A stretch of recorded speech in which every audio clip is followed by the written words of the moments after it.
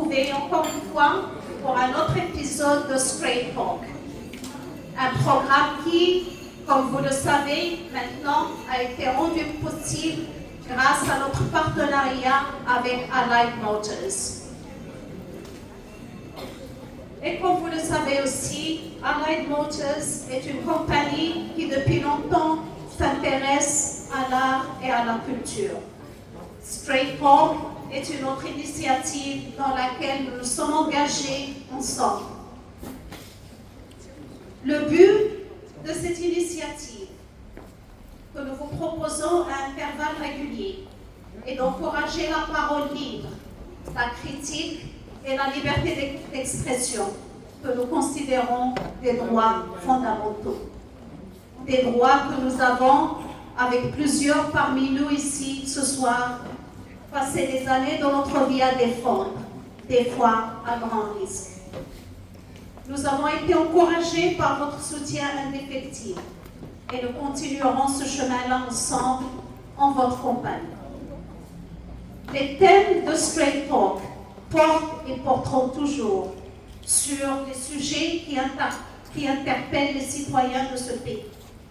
Nous chercherons avec nos invités à apporter l'éclairage que la population cherche et les réponses aux questions que nous nous posons. Je vous invite donc à continuer à nous apporter votre soutien et à profiter de la tranche de temps du cocktail pour consolider les relations entre cette nouvelle famille que nous espérons deviendra une force et une sentinelle contre toute dérive et atteinte à nos droits fondamentaux. Enfin, pour ceux qui n'ont rien prévu pour ce soir, pour le reste de la soirée, Cécile est en train de vous mijoter des petits plats, un forfait intéressant, profitez-en. Mais avant, parlons du thème de ce soir, la justice et le judiciaire. Le choix de ce thème est guidé par les craintes, les soupçons et les doléances de nos concitoyens. Beaucoup s'interrogent sur la justesse de notre justice. Beaucoup se demandent si nous sommes tous égaux devant la loi. Si notre système de justice est en train de servir la justice ou les intérêts de certains. D'autres s'interrogent sur la lenteur de notre système et des institutions qui sont censées servir la justice. Le système judiciaire est-il en faveur des privilégiés et donc seuls les puissants obtiennent un soulagement rapide des tribunaux? Autant de questions dérangeantes que nous poserons à notre invité ce soir. Et notre invité n'est pas n'importe quel homme de loi. C'est quelqu'un qui a servi la justice à plusieurs niveaux et qui a pu observer notre système de tous les angles. Il est senior counsel, il a travaillé comme directeur des poursuites publiques pendant plusieurs années. Il a aussi été parliamentary counsel et vice-président de l'International Association of Prosecutors. Et il a aussi été persécuté par une partie de notre système judiciaire. Donc, ce n'est pas comme si j'avais choisi mon invité au hasard. Ajit Bulel, ladies and gentlemen.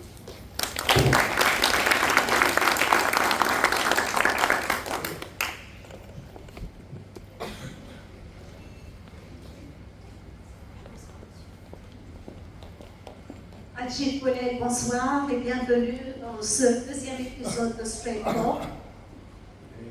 Bonsoir Gloria et merci pour l'invitation.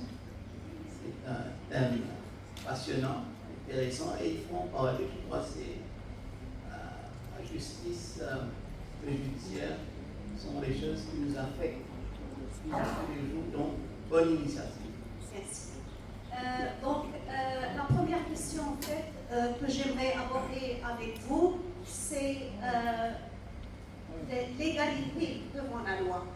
Évidemment, tout le monde sait que quand on a les moyens, on se fait défendre par des ténors du barreau, et quand on n'a pas les moyens, évidemment, on fait avec ce qu'on a. Mais au-delà de ça, est-ce que nous sommes tous égaux devant la loi? En pratique, je veux dire.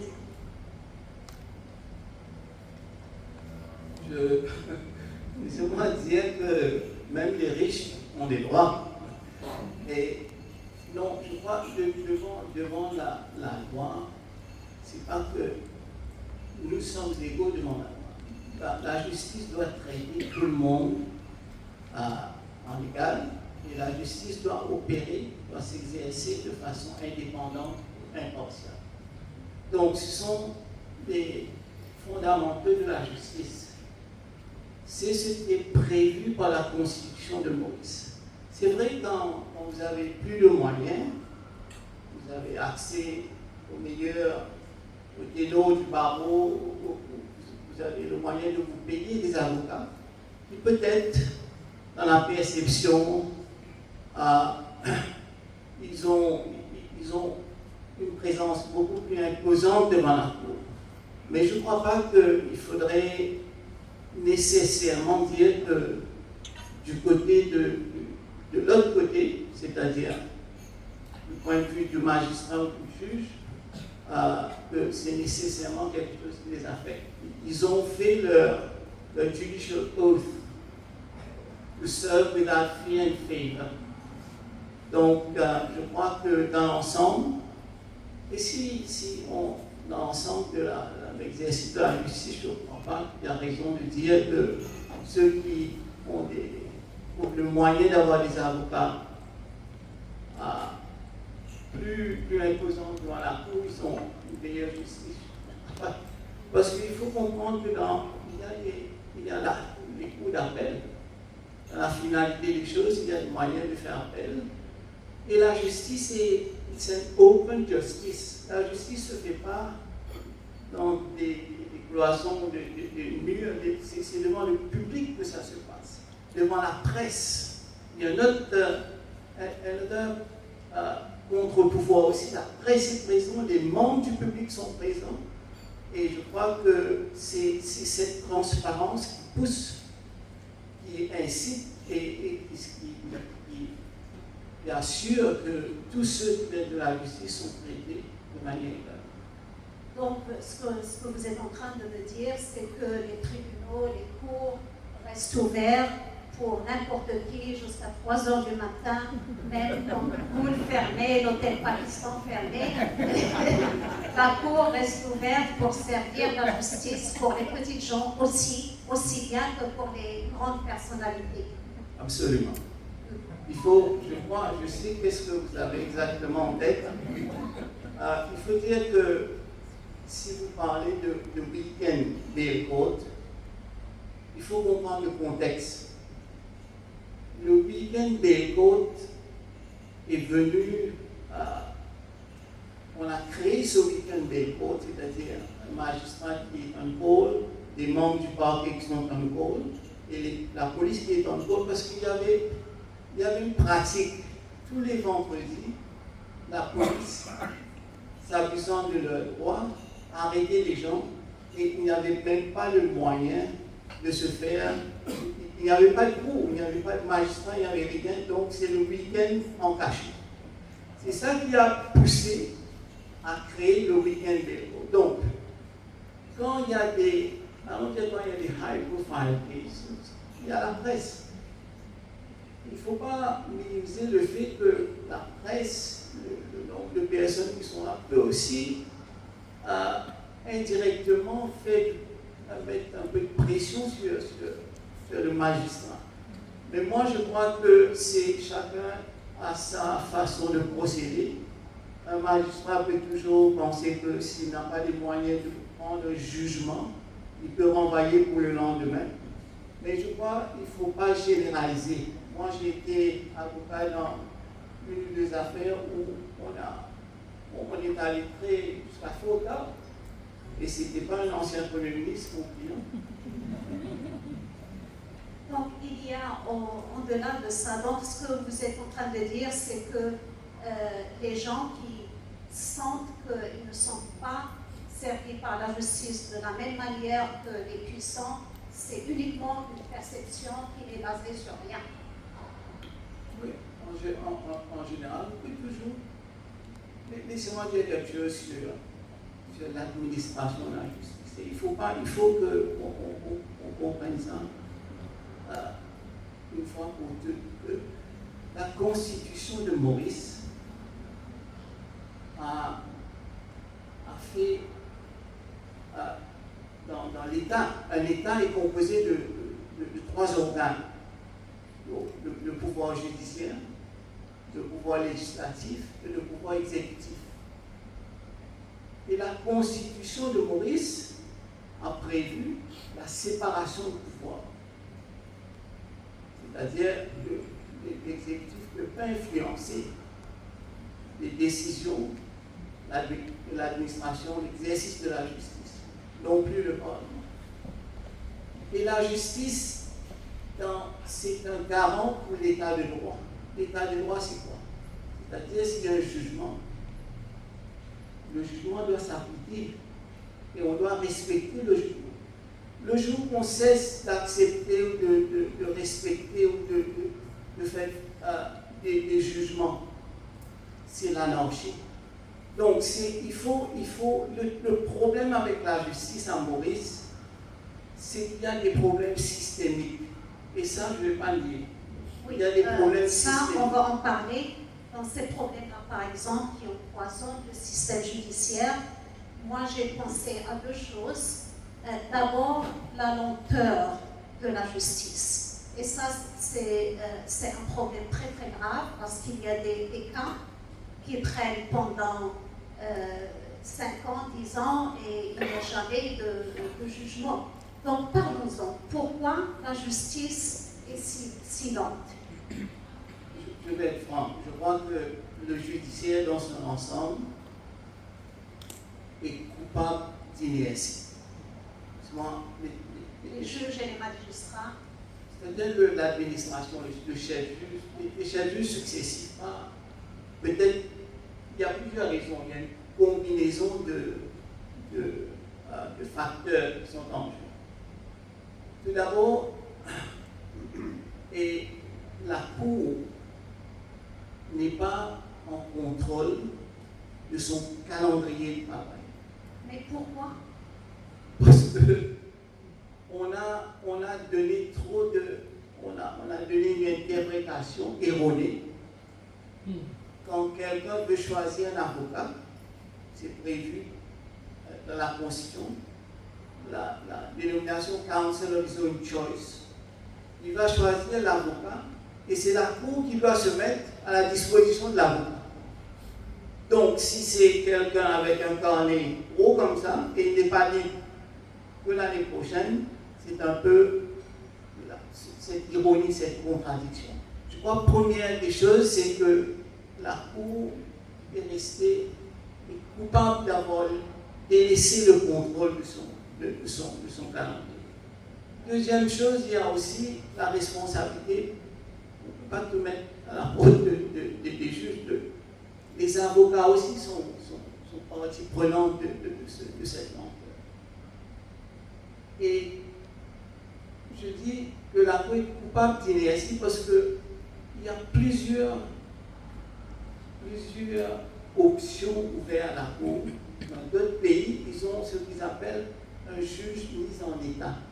C'est-à-dire que quand une affaire se présente devant la Cour, on va tout de suite devant le juge mis en état, on décide quels sont les points et quel temps on va allouer. J'étais dans l'affaire, je me souviens de l'affaire Douarika devant le conseil privé. Il y avait Jeffrey Cox, le policier qui parlait, et la Cour lui avait alloué 10 minutes sur un point. Et il est passé au-dessus, on l'a dit, maintenant vous vous asseyez, on vous a entendu, vous avez épuisé votre temps. C'est dans ce sens qu'il y a un calendrier, il y a un jour, il y a les jours qu'on va écouter l'affaire et décider d'avance, et le jour du jugement aussi est décidé d'avance. Donc peut-être moi je dis quand le gouvernement vient avec son programme et vient dire qu'il faudrait une justice plus accessible et plus rapide, moi je crois que c'est une sanction contre le judiciaire. C'est une sanction quand le judiciaire est coupable d'inertie et coupable d'indifférence envers les consommateurs du droit. Non, mais je veux dire, vous avez parlé d'un des facteurs, c'est l'avocat qui vient et qui dit je ne suis pas libre ce jour-là, donc je ne pourrais pas plaider, et l'avocat est renvoyé. Mais des fois, c'est la cour, les magistrats, renvoient des cas sans raison valable. Ça, c'est pas moi qui le dis, c'est l'ancien chef juge, Elie Balancy, qui a dit que, je cite, je l'ai cité dans mon livre, il a dit, "Unfortunately, in the lower courts, there is so much work, and the magistrate fixes so many cases that they are often only too happy to accede to the lawyer's request for postponement, very often based on flimsy reasons." Pourquoi la Cour doit renvoyer un cas based on flimsy reasons? Encore une fois, je ne vais pas généraliser, mais les raisons pour faire renvoyer une affaire doit être judicieuse. Il n'y a pas de sauter. Si un magistrat qui ne le fait pas, c'est-à-dire qu'il n'est pas à la hauteur de ses fonctions. Mais peut-être, je ne sais pas dans quel contexte l'ancien chef juge a fait ressortir, a fait ces dans le même cadre de la lenteur de la justice. Mais moi, je crois que, vous savez, pour être magistrat, il vous faut 2 ans de pratique au barreau. La cour de district peut envoyer quelqu'un à la prison pour 5 ans. Donc, c'est un jeune qui est donné beaucoup de responsabilités. Il peut 100 000 roupies d'amende, 5 ans de prison, mais le problème, c'est qu'il n'y a pas de formation pour ces jeunes. Est-ce qu'il ne faudrait pas une école de magistrature comme ailleurs? Non, on a un institut de judicial legal studies, mais est-ce qu'on a suffisamment tissé des cours pour les magistrats? Je crois que tout le monde se plaint. Et je sais que le juge, l'ancien chef du Balancier, est un des personnes qui militent, qui avait parlé de l'importance d'une école nationale de magistrature, parce que écrire un jugement et apprendre à discerner les faits, ce n'est pas quelque chose qu'il faut développer cette technique. Il faut la formation. Et encore une fois, je dis que ce n'est pas que les chefs juges sont de mauvaise foi. Tout d'abord, la cour est débordée. Deuxième, peut-être le mandat est tellement ne laisse pas la possibilité de pouvoir faire cet exercice. Donc, quand vous me dites, je dois vous arrêter, quand vous me dites les cours sont débordés, les magistrats sont épuisés, les juges n'ont pas le temps, mais les juges ont bien le temps de s'asseoir sur les commissions d'enquête. Ils ont bien le temps de faire de l'arbitrage. Est-ce que ça, c'est pas une façon de les influencer aussi? Moi, je pense que, si vous me demandez mon opinion personnelle, je crois que les juges, en fonction, ne doivent pas faire de l'arbitrage, ni prendre des commissions d'enquête. Je crois que les commissions d'enquête, on a vu récemment avec l'ancien président Mme Fakim, les poussent vers des controverses politiques. Et je crois que ce n'est pas la tâche, la fonction d'un juge d'entrer dans les polémiques politiques, et non plus quand il a un workload of cases, d'aller faire de l'arbitrage. Bon, ça, c'est mon avis personnel. Et je sais que la chef juge, Mme Marie, aussi je crois qu'elle pas en ce qui concerne la commission d'enquête, mais je sais qu'il y avait un moment, les juges allaient s'asseoir représenter Maurice dans les commissions des droits de l'homme à Genève. Je crois qu'elle a cessé avec cet exercice. Je crois que c'est une bonne décision. Oui, je veux dire au-delà de ne pas rentrer dans les affaires politiques, être au-dessus de la mêlée pour les juges, s'asseoir sur une commission d'enquête.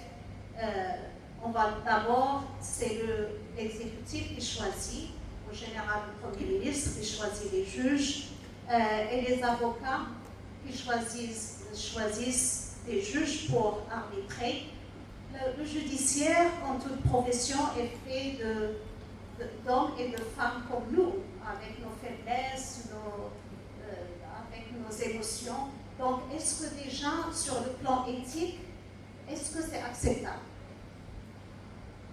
Donc, sur ce point, moi, je partage entièrement votre opinion. Il ne faudrait pas que les juges en fonction prennent des commissions d'enquête.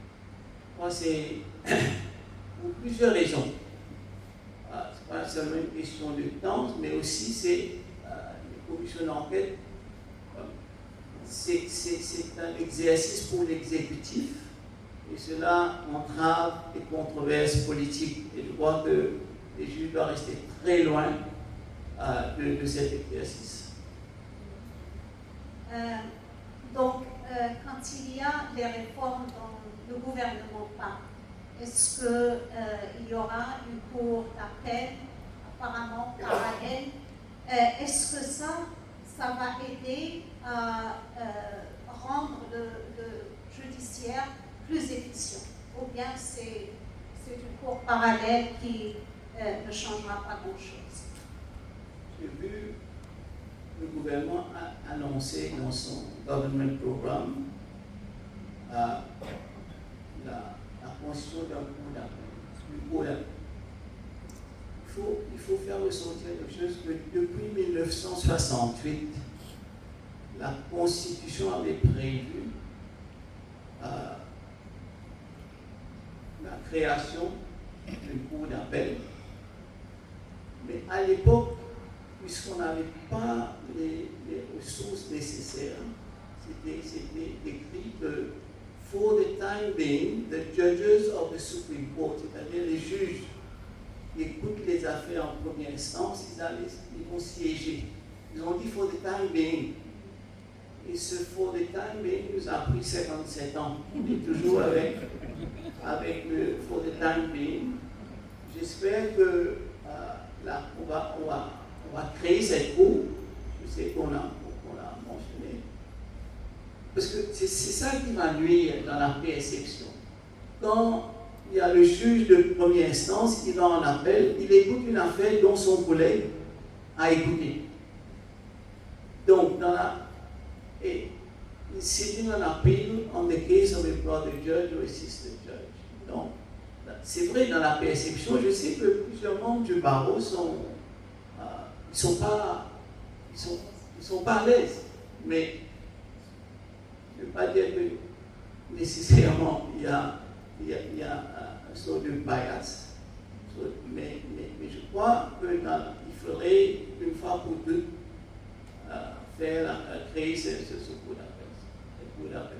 Oui. Est-ce qu'il ne faudrait pas aussi créer comme un tribunal, un investigative body pour deal avec tous les cas qui sont urgents? Là, on voit les personnalités défiler à la Financial Services Commission, aller venir, comment dire, Marias, but nothing is happening. Les gens regardent les gens défiler, mais on ne voit rien arriver. Est-ce qu'il ne faudrait pas créer peut-être une agence d'investigation parallèle qui se concentre sur tous ces scandales? Non, là on parle C'est toujours dans le cadre de la justice. Pour faire les enquêtes. Oui. Donc moi, vous savez, moi c'est une question qui me fait penser à il y a 5 ans de cela. Le Financial Action Task Force avait fait ressortir qu'à Maurice, on n'a pas une expertise les ressources et pour pouvoir faire des enquêtes sur des crimes financiers complexes, sur le blanchiment de l'argent. C'est pourquoi, c'est une des raisons qui a poussé le Financial Action Task Force à mettre Maurice sur le Grey List. Si vous vous souvenez de ça, on était sur le Grey List du Financial Action Task Force et on nous avait reproché qu'on n'a pas la capacité de venir faire des enquêtes de façon, des enquêtes complexes. Le crime financier, c'est transfrontalier, c'est une question de faire un monitorer, de réunir toutes les agences de revenue, de MRA, la Banque de Maurice, la FSI, la FIU, beaucoup de table. Et la Financial Action Task Force nous avait reproché. Mais 5 ans après, moi je pense qu'on n'a pas, peut-être il y a eu des efforts qui sont en cours, mais je crois qu'on est toujours loin d'être de pouvoir bien faire des enquêtes aussi complexes. Donc moi, apparemment, il y a des étrangers, des British investigators qui sont en train d'aider avec des investigations comme le money trail, etc. Est-ce que c'est suffisant?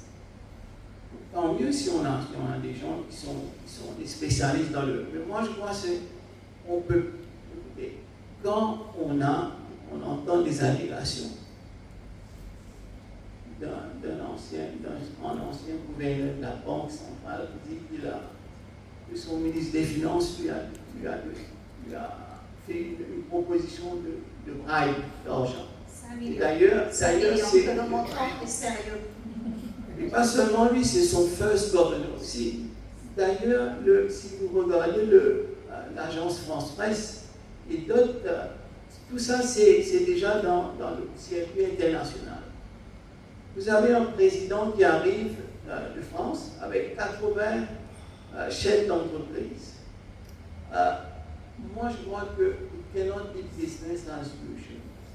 Il faudrait créer une unité spéciale, emmener des gens qui sont très spécialisés dans le domaine des crimes financiers, essayer de nettoyer ce qui a été tout ce tort qu'on nous a causé au sommet de l'État.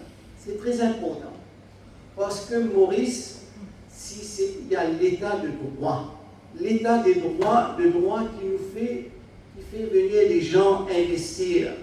La possibilité d'avoir une justice qu'on peut, a predictable justice. Une justice qui marche. C'est ça qui pousse à Maurice.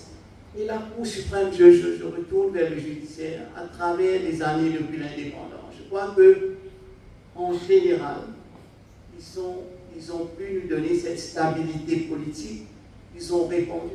Il y a eu plusieurs, même quand on a eu à l'époque une extension du Parlement, on a eu des affaires de langue orientale, on a eu d'autres affaires pour la question de la liberté dans les problèmes de caution. On voulait ôter la liberté à tous ceux qui étaient soupçonnés d'être trafiquants de drogue, etc.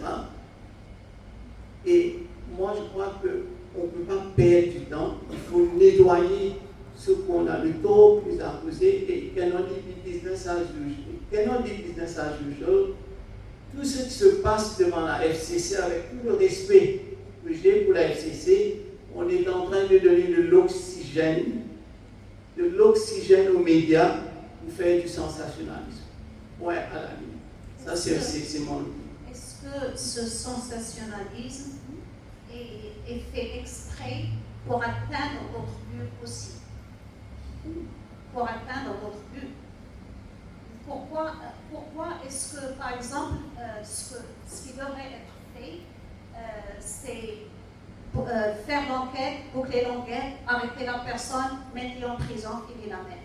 Là, ce qu'on voit, la personne vient et dans les journaux le lendemain, tout était étalé. Tout ce que la FSC a fait, tout ce qu'elle va faire, tout ce qu'elle fera dans 10 ans.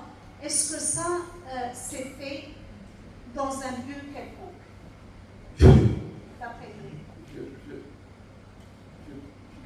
question, mais je préfère ne pas spéculer là-dessus, sauf ce que j'aurais aimé dire que on peut pas, il faut avoir des, il faut savoir, c'est comme si quelqu'un nous montre la lune et on est en train de perdre notre temps avec son doigt. Donc, il faudrait bien comprendre qu'est-ce qui s'est passé et se concentrer là où il faudrait. C'est trop sérieux, c'est assez choquant ce qu'on entend, mais je crois que cette agence est débordée. Donc il faudrait qu'on attaque le problème frontalement et venir avec une loi spécifique pour créer une agence spéciale avec des pouvoirs, avec un sunset clause que c'est transitoire jusqu'à qu'on a le fameux National Crime Agency. Mais on ne peut pas arriver, c'est presque une blague, ce que je vois. C'est presque une blague. Maintenant, on a commencé par parler de deux choses majeures, deux facteurs qui empoisonnent le système, la lenteur, on en a parlé, et les provisional charges. Les provisional charges, c'est quelque chose de très important. Donc, moi, j'en ai parlé dans un livre. Vous figurez aussi dans un chapitre entier. Vous en avez souffert, vous en avez été victime. Qu'en est-il de ces charges provisoires? Tout d'abord, je dois vous féliciter pour votre livre parce que les paroles s'envolent, les écritures restent. Ce sont des témoignages trop importants. Un chapitre de notre histoire par un abus, un commissaire de police qui est devenu l'instrument de la répression, et ceux qui ont traversé cet épisode, qui ont eu leur vie détruite par ce qui s'est passé, par ce genre d'arrestation arbitraire, de mettre des gens en prison. Je crois qu'il faut toujours garder ça en tête. Les choses provisoires.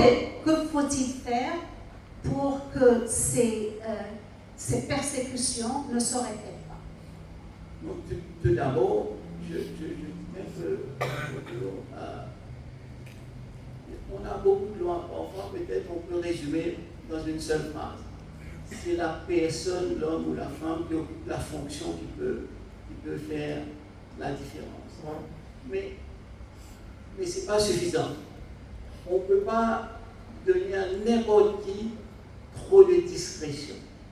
Quand vous avez trop de discrétion, vous ouvrez la porte à des abus. Donc, c'est ce qui se passe, ce qui s'est passé avec la police. Quand un commissaire de police décide de se plier aux exigences politiques et sert son commissariat comme un instrument de répression, c'est ce qui s'est passé. Ce qu'il faudrait faire, les charges provisoires avaient une raison d'être, une justification. C'est-à-dire que vous mettez une charge devant quelqu'un, vous l'emmenez en cours et il est sous la supervision du magistrat. Ce qui s'est passé, c'est le contraire. Charge provisoire, c'est devenu un outil d'abus. On prend quelqu'un, on arrête quelqu'un, on met une charge provisoire sur la personne et il est là avec cette épée de Damoclès, cette nuage qui le noircit. Parce qu'en Maurice, vous avez tout de suite, quand vous avez une charge provisoire, votre vie s'arrête là.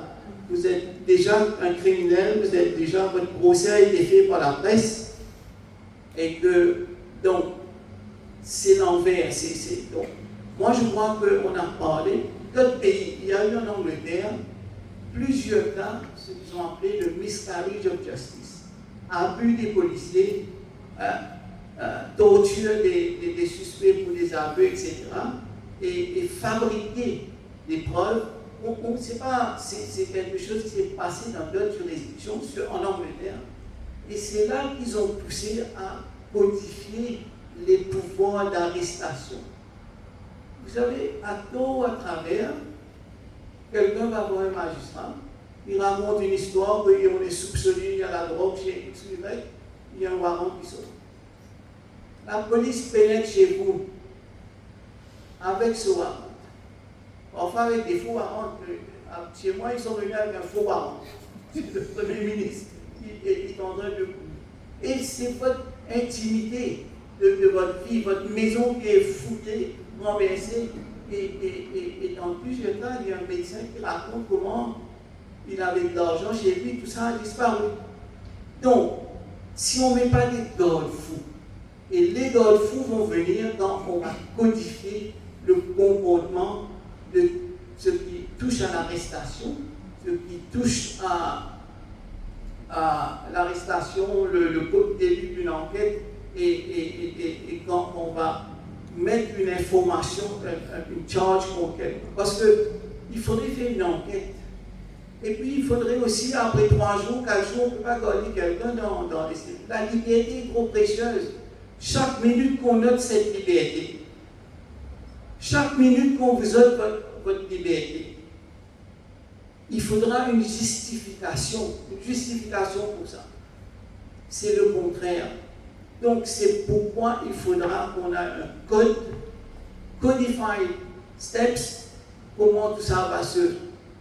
L'avocat va savoir, le policier va être géré par ce code, et la cour de justice aussi va être, dans son exercice de décision, il va être gouverné par ce code. Donc, je crois que ça, je ne sais pas si on a déjà enclenché cette procédure.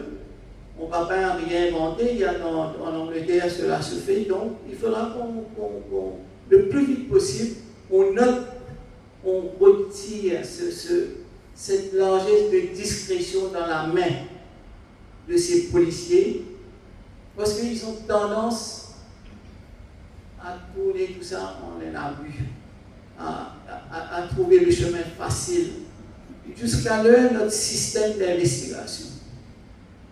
Et en bonne foi, on ne peut pas blâmer les policiers, aller regarder dans les conditions dans lesquelles ils sont en train de faire le travail. Allez au Central Sky, allez voir. Il faudra des formations. Il y a, je vois, notre ami Liné Couronne est là, il veut, on a essayé de voir si on peut faire des cours des droits humains avec la police. Ils sont réticents, mais il faut les former, il faut leur faire comprendre que la dignité humaine, c'est un combat de l'humanité, c'est un combat de tous les jours. Donc il doit y avoir un changement de culture, un changement de nom. Les institutions, j'ai vu, l'ICAG est devenu SCC, mais il faut changer cette culture, il faut changer cette approche. Et on peut le faire à Maurice, nous ne sommes pas...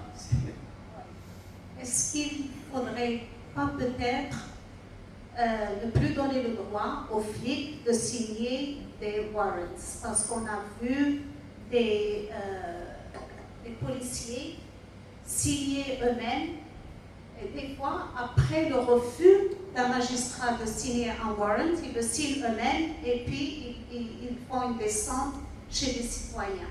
Des fois, ils marchaient avec des warrants qui étaient vides, déjà signés, après ils mettent le nom. Est-ce que cet abus-là, d'accord, on va dire, bon maintenant ça ne se passe plus comme ça, mais un jour peut-être, il y aura des dictateurs qui vont profiter de ça. Est-ce qu'il ne faut pas déjà commencer par enlever ce droit-là qui est inscrit dans la loi? On ne peut pas qu'à signer, arrêter en même temps. Non, je ne vais pas aller aussi loin qu'il faut. Il faut comprendre que la police a une mission, c'est-à-dire de nous protéger, de détecter les crimes, de nous donner la sécurité. Il y a des têtes brûlées, il y a des bad apples, des rotten apples, comme tout au reste. Mais il faut avoir des check and balances. Quand il prend le warrant, quand il emmène la personne, il y a une cour de justice, il y a un magistrat, il y a des avocats. Le judiciaire ou l'avocat doit être le rempart entre le citoyen et les autorités. donc, il faut aussi comprendre que la police doit pouvoir agir rapidement. On ne peut pas aussi, par des procédures onéreuses, et que prendre le risque que les preuves disparaissent et nuit à la bonne marche d'une enquête. Donc, il y a une question de culture, une question d'éducation, mais il faut cette vigilance. On ne peut pas avoir. Il nous faut tourner ce chapitre qu'on a eu avec cet ancien commissaire de police. Et malheureusement, un villain of the first instance. Donc, c'est pas possible. Malheureusement, il y a aussi, je ne dirais pas la collaboration, mais il y a des magistrats et des magistrates qui ont aussi encouragé cette pratique normalement. Et donc, au fait, au sujet des provisional charges, l'ancien chef juge fait une allégation très très grave que je vais citer. Il a dit, in bail applications, many magistrates and judges are not applying the correct principles. There are only two possibilities why they don't apply the principle. Either they are incompetent, or there are reasons such as fear of displeasing public or other opinion. Reasons which anybody would just guess. Je pense que ça, venant d'un chef juge, c'est très très grave. Non, je ne vais pas minimiser ce que cet ancien chef juge avance, mais c'est là que quand il y a une chose fondamentale. Quand quelqu'un décide un magistrat, quand il prend une décision, il doit écrire, il doit motiver son jugement. Moi, je dis que, j'avance ce que j'avais dit il y a un instant, que la formation, vous prenez d'un jeune qui a 2 ans au barreau et vous lui donnez des responsabilités aussi immenses, aussi importantes. Mais il faudrait lui faire passer par ce passage d'initiation, de formation. On ne le fait pas, et c'est pourquoi on a parfois des bavures, on a parfois des manquements, et je comprends ce que l'ancien chef, je sais qu'il y a des manquements. Vous savez, il y a ceux qui sont devenus grosses têtes le jour, le lendemain, il rentre en cours, il y a un policier qui le salue, il y a 4 personnes qui sont en train d'ouvrir sa porte pour prendre son sac, et c'est peut-être qu'il perd un peu ses repères, mais il faudrait avoir une formation, il faudrait le faire. Et moi je blâme, vous savez, le gros problème avec le judiciaire, c'est pas les juges, c'est pas les jugements. Les jugements sont là pour nous, pour voir. Moi je crois que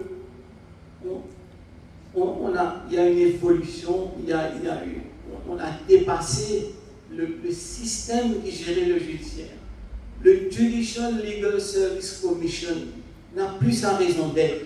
C'est la commission qui recrute les magistrats, les gens du parquet, et qui est responsable pour la promotion et le recrutement des juges. Moi, je crois que tout ça, il faudra revoir. Le Judicial Legal Service Commission travaille dans une opacité qui est inacceptable. Le judiciaire lui-même ne travaille pas dans l'opacité. Non, le judiciaire... On a l'impression que c'est un club privé qu'on n'a pas le droit de critiquer, qui n'est pas accountable, qui n'est pas redevable. Est-ce que ce n'est pas le cas?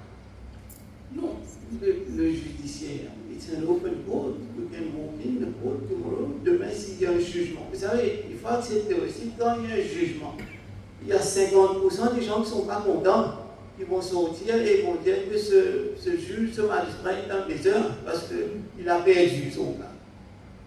Mais il y a toujours des coups d'appel. Ils sont the end of the day. You see, et moi je crois que c'est ça le problème. Il faut ouvrir la cour. Dans d'autres pays, on a ouvert avec des caméras. Il faut peut-être dans des cas là où on passe des sentences ou bien où il y a des coups d'appel, il faut laisser voir les gens, il faut comprendre comment fonctionne la justice. C'est quand on ne connaît pas la justice qu'on spécule. Mais moi, je dis que cette commission qui recrute des gens, et vous savez, dans le judiciaire, quand on recrute des gens, il n'y a pas de place pour faire de l'arc-en-ciel. We must get the best grades. Because dans 10 ans, quand ces gens vont devenir juges, we must get the best quality judgment. This is the guarantee que Maurice peut avoir cet éclat que Maurice a eu toujours dans la région et sur le plan international.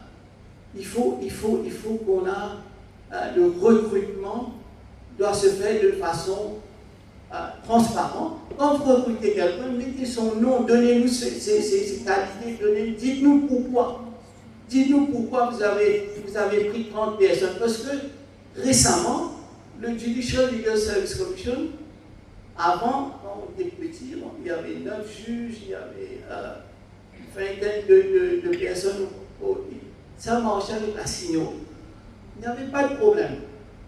Faute de système, on allait vers la seniorité et cela marchait, mais on était petit. Aujourd'hui, quand vous allez au bas de l'échelle, c'est 20 personnes. Comment vous faites avec la seniorité?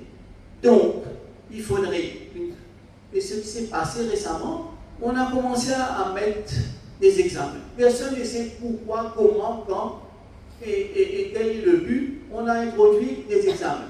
C'est comme si on était en train de jouer du football, you move the goalpost. Et qui a motivé, qui a dit quoi? Donc, c'est ça qui pousse vers les spéculations, qui pousse les gens à spéculer, à dire, mais il y a quelque chose de louche là, on est en train de faire ça pour X ou Y. Oh, si vous communiquez, si vous expliquez vos décisions, si je crois que tout ça c'est ça qui va créer cette confiance. Si vous n'avez pas de confiance dans le système de la justice, donc c'est foutu. Il n'y a pas de justice, c'est l'anarchie.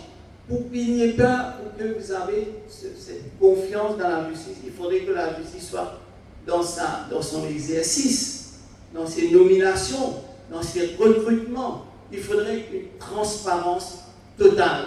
Il n'y a pas there's no room for error.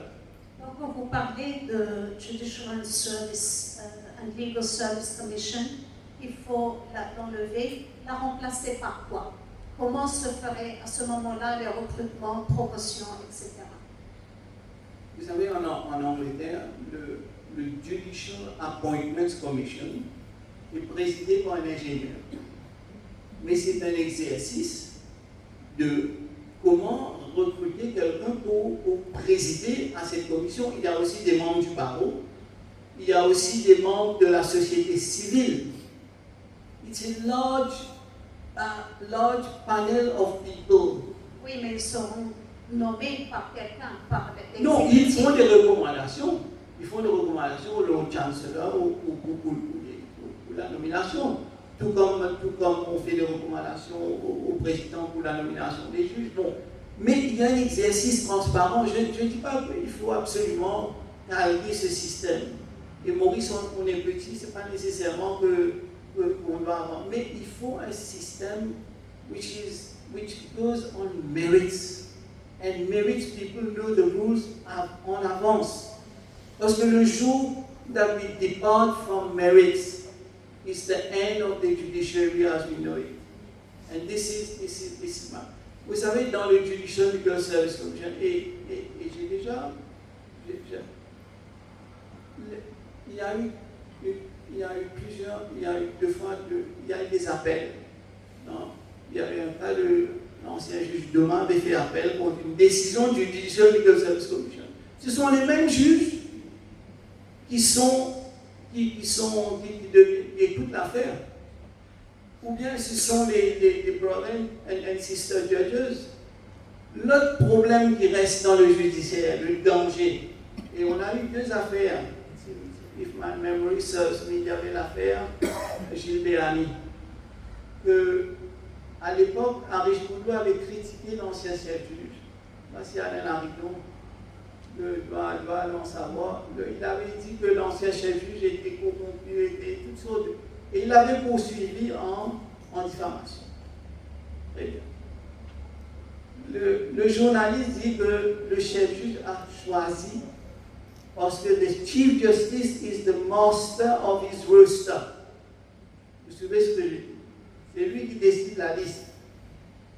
Il accuse le chef-juge d'avoir choisi son bench, c'est-à-dire les juges qui vont écouter l'affaire. Il avait totalement tort, c'était Soumer là, et je me souviens c'était une autre nouvelle. Il avait totalement tort, le chef-juge avait délégué ses pouvoirs à Soumer là. L'affaire est partie jusqu'au conseil privé et le député l'avait poursuivi pour scandalizing the judiciary, bringing the judiciary to disrepute. Et il était condamné pour ça. L'autre affaire, c'était dans l'affaire de l'ancien juge Doma. Lui aussi, l'avocat avait accusé le chef-juge, encore une fois, que le chef-juge had chosen his bench to listen to the case where he had an interest.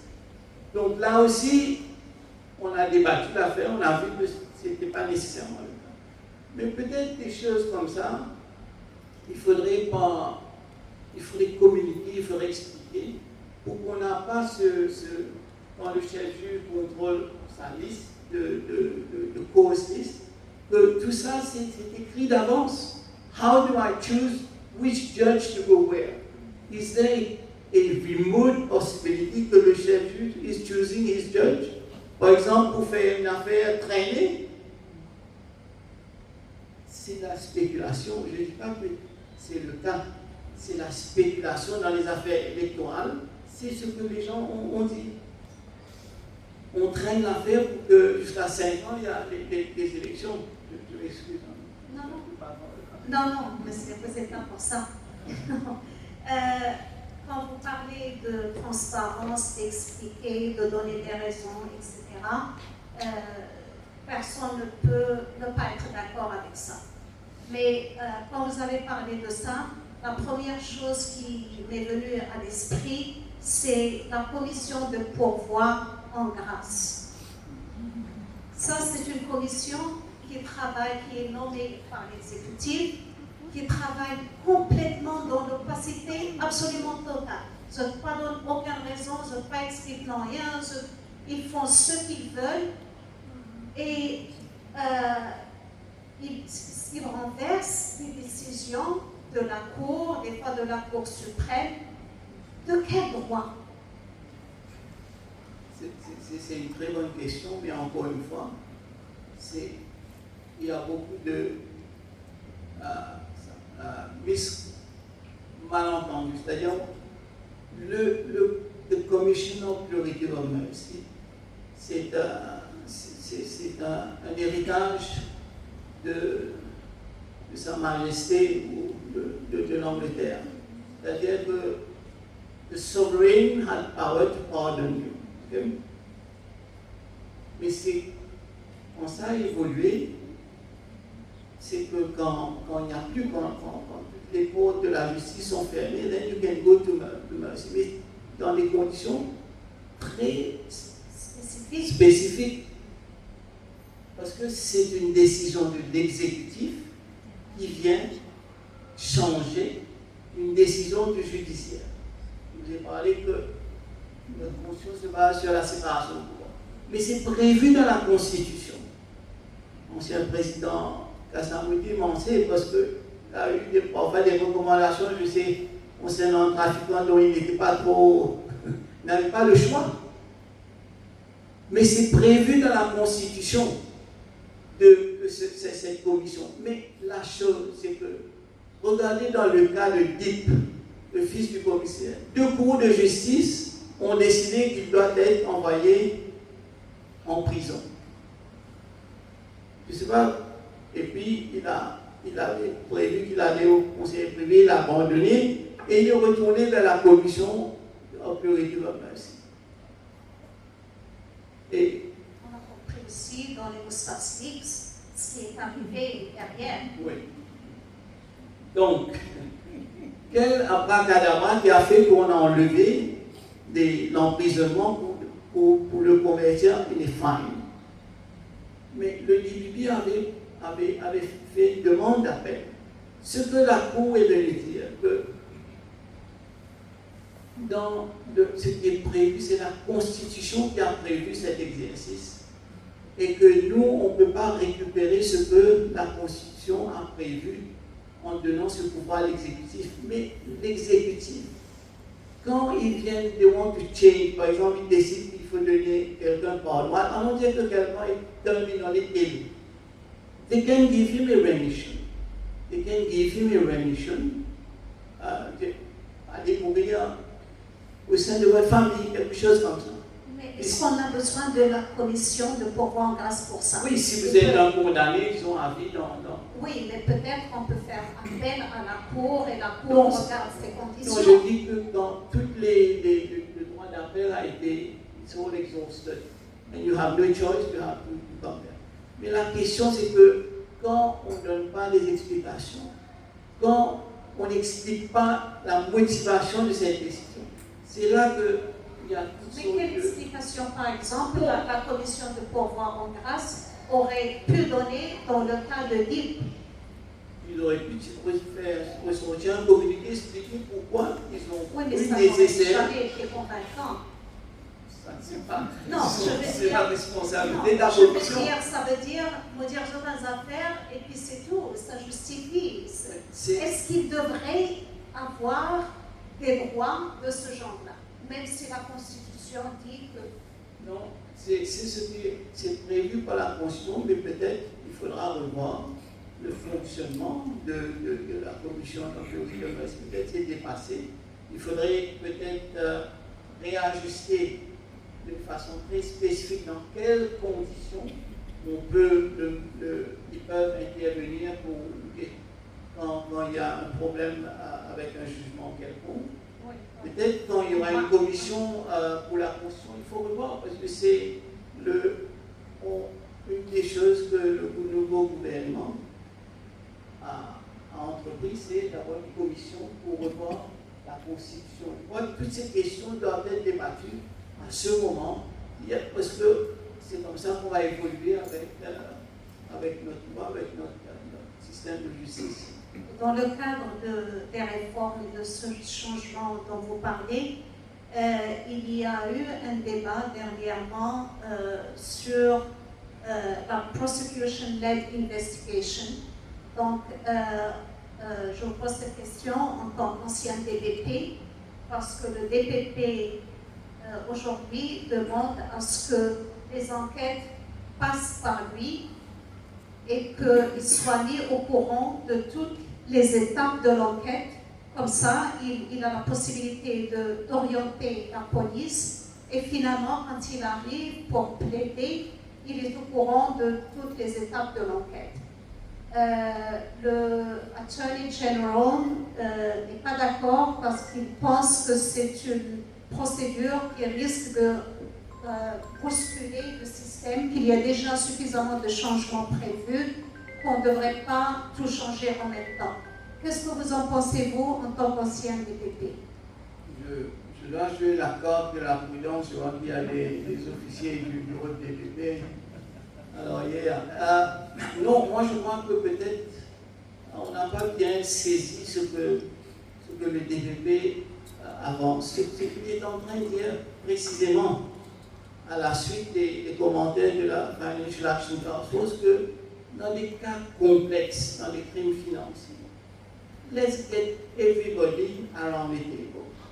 La MRA, très important, la Banque de Maurice, le FIU, ou l'intelligence, la FSC, et bien sûr la police. Je ne crois pas que le DPP veut usurper le pouvoir d'enquête du commissaire de police. Ce n'est pas ça son intention. Son intention, c'est que s'il y a une coordination et better division of labor, we will achieve more efficacy dans les procédés d'une enquête aussi complexe.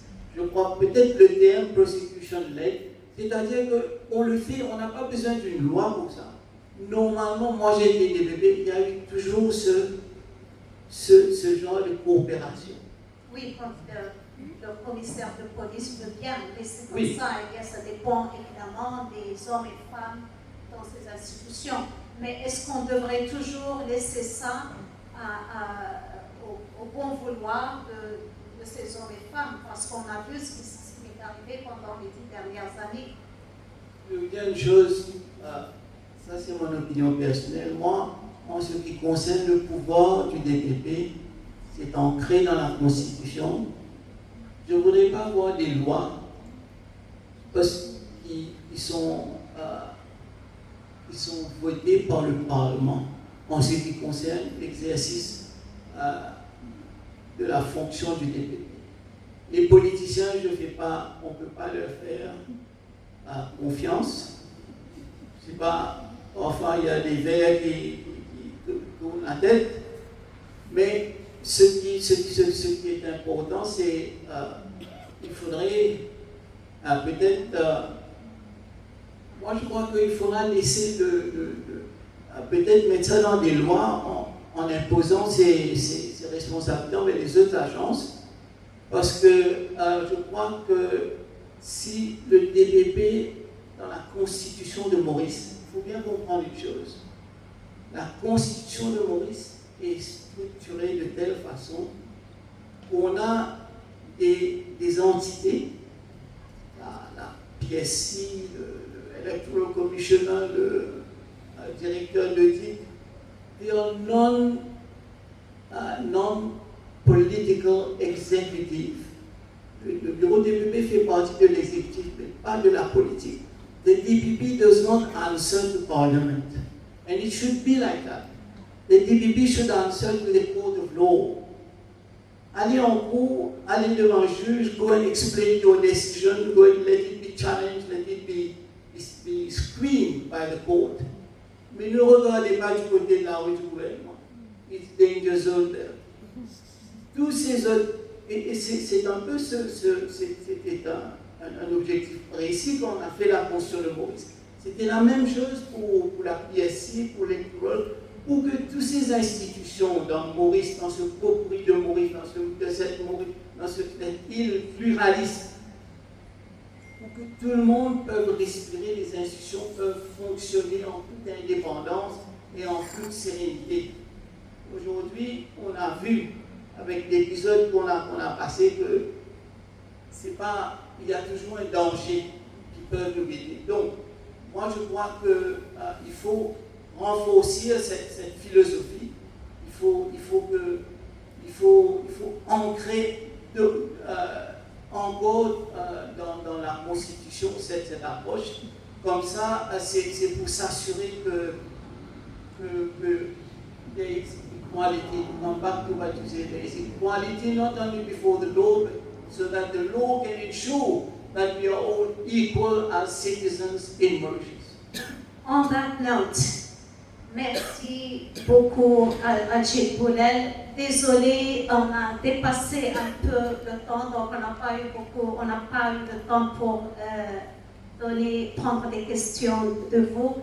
Ça sera une prochaine fois. Je vous remercie infiniment de votre présence et de votre soutien et je vous dis à la prochaine.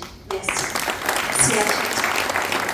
Merci, c'est moi qui vous remercie pour prendre notre soirée de jeudi pour venir nous écouter. Merci beaucoup.